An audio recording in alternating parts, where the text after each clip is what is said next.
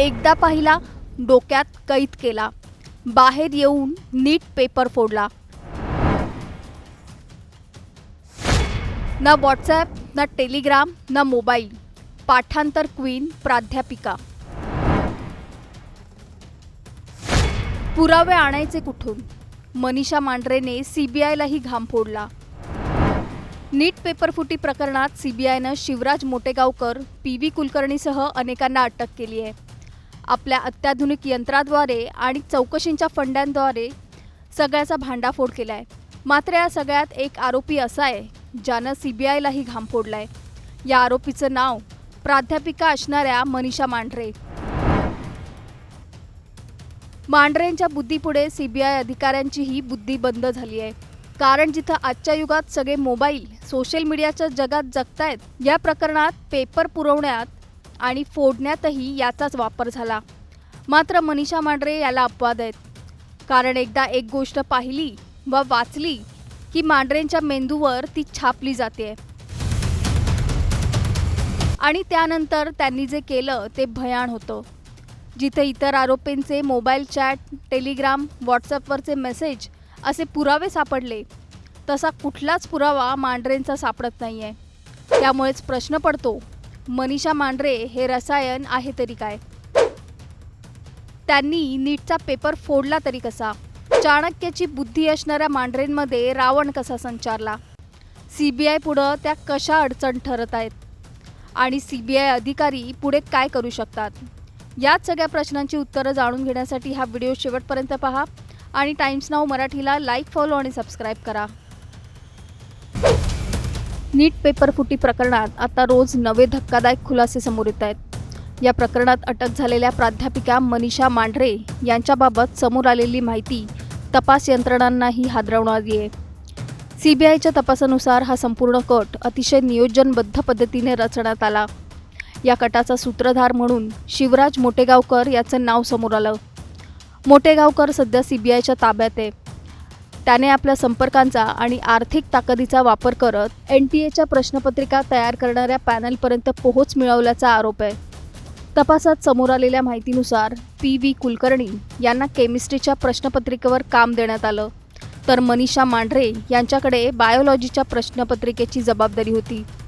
आरोप असा आहे की या दोघांकडून प्रश्न बाहेर काढून ते निवडक विद्यार्थ्यांपर्यंत पोचवले जात होते. पण सगळ्यात धक्कादायक भाग म्हणजे मनीषा मांढरे यांनी मागे कोणताही डिजिटल किंवा लिखित पुरावा ठेवला नाही. सीबीआयच्या चौकशीत समोर आलं की मनीषा मांढरे यांची स्मरणशक्ती अत्यंत तीक्ष्ण होती. अनेक वर्ष एक विषय शिकवल्यामुळे त्यांना सर्व प्रश्न तोंडपाठ राहत होते. त्यामुळे प्रश्न कुठेही लिहून ठेवण्याची किंवा मोबाईलमध्ये सेव्ह करण्याची त्यांना गरजच पडली नाही. तपास यंत्रणांना मोबाईल, लॅपटॉप, कागदपत्र तपासूनही ठोस पुरावे मिळाले नाहीत. त्यामुळे सीबीआयलाही या तपासात मोठ्या तांत्रिक अडचणी येत असल्याची माहिती समोर येते. दरम्यान या प्रकरणात ब्युटिशियन मनीषा वाघमारे हिने चौकशीत मनीषा मांढरे यांचं नाव घेतल्यानंतर तपासाची दिशा बदलली. त्यानंतर सीबीआयने मांढरे यांना अटक केली आणि न्यायालयाने त्यांना 14 दिवसांची सीबीआय कोठडी सुनावली. पण अजूनही तपास यंत्रणा लिखित आणि डिजिटल पुराव्यांच्या शोधात आहे. या प्रकरणाचा आणखी एक धक्कादायक पैलू म्हणजे मनीषा मांढरे या पुढील 7 महिन्यात निवृत्त होणार होत्या. तब्बल 24 वर्ष त्या पुण्यातल्या मॉडर्न कॉलेजमध्ये विद्यार्थ्यांना शिकवत होत्या. विद्यार्थ्यांना घडवणाऱ्या एका वरिष्ठ शिक्षिकेवरच पेपरफुटीचे आरोप झाल्याने संपूर्ण शैक्षणिक वर्तुळ हादरलंय. तपासानुसार एप्रिल 2026मध्ये काही निवडक विद्यार्थ्यांना गुप्तरित्या बोलावण्यात आलं. पुण्यातील राहत्या घरी विशेष शिकवणी घेण्यात आली. इथे कथितपणे फुटलेले प्रश्न आणि त्यांची उत्तरं विद्यार्थ्यांना सांगण्यात आली. काही विद्यार्थ्यांना हे प्रश्न वहीत लिहून घेण्यासही सांगितल्याचा आरोप आहे. विशेष म्हणजे परीक्षेत आलेले अनेक प्रश्न याच शिकवणीतील प्रश्नांशी जुळत असल्याचं तपासात समोर आलंय. या सगळ्या प्रकरणानंतर मॉडर्न कॉलेज प्रशासनाने तातडीची बैठक घेत मनीषा मांढरे यांच्यावर निलंबनाची कारवाई केली.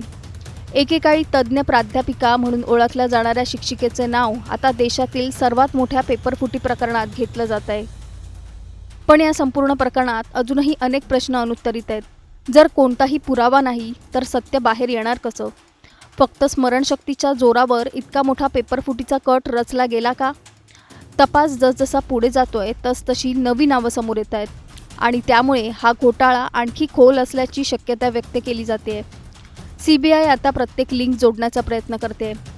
एका प्राध्यापिकेची स्मरणशक्ती इतकी तीक्ष्ण असू शकते की तपास यंत्रणांनाही पुरावे शोधताना घाम फुटावा. हेच या प्रकरणातून समोर येते. ना कागद, ना मोबाईल, ना डिजिटल ट्रेल, तरीही संशयाची सुई एका नावाभोवती फिरताना दिसते.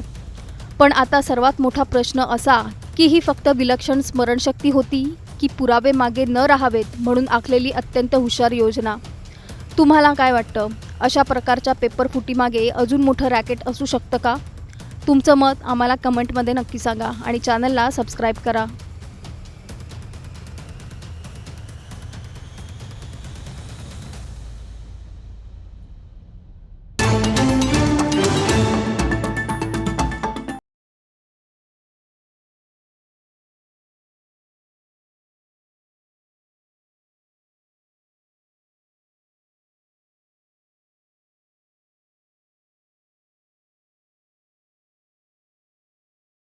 माध्यमांतर्फेच कळलंय की मनीषा मांढरे ह्या ज्या टीचर आहेत मॉडर्न ज्युनियर कॉलेजमध्ये काम करणाऱ्या, त्यांना नीट स्कॅम प्रकरणी आता अटक करण्यात आली आहे. पण आमच्याकडे अजून कुठलंही ऑफिशियल कन्फर्मेशन किंवा ऑफिशियल कुठल्याही अथॉरिटीजने आम्हाला त्याबद्दल कम्युनिकेशन केलं नाही.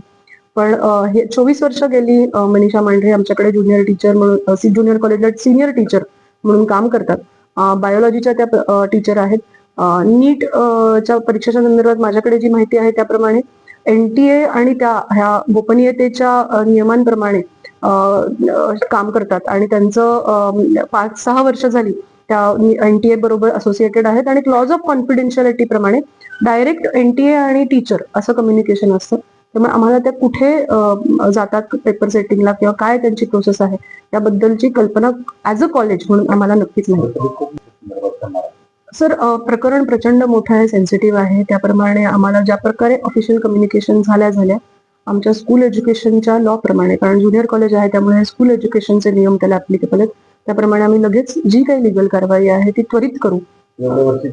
साधारण 9-10 महिने झाले मी इथे प्रिन्सिपल म्हणून काम करते. गेल्या 9-10 महिन्यात माझे त्यांच्याशी जे कम्युनिकेशन झालंय ते अतिशय नॉर्मल कम्युनिकेशन होतं. कामाच्या संदर्भामध्ये एक सिनियर टीचर म्हणून त्यांच्याकडे जे काही मी कामाची जबाबदारी दिल्या त्याप्रमाणे त्यांनी त्या जबाबदाऱ्या हँडल केल्या आणि अतिशय नॉर्मल असं रुटीन कम्युनिकेशन आमच्या दोघांमध्ये व्हायचं. पूर्वी सुद्धा त्यांच्याविषयीच्या काही तक्रारी असतील असं माझ्या ऐकिवात तरी नाही. मी पहिल्यांदाच सांगितलं त्याप्रमाणे माध्यमातूनच मला हे कळतंय की त्यांना अटक झालेली आहे. कुठल्याही अथॉरिटीज कडनं, जसं CBI आहे यांच्याकडनं आमच्याशी कुठलंही कम्युनिकेशन झालं नाही, ना मिनिस्ट्री ऑफ एज्युकेशन कडनं कुठलं कम्युनिकेशन झालंय. ते कम्युनिकेशन झाल्या त्वरित आम्ही लिगल कारवाई करू.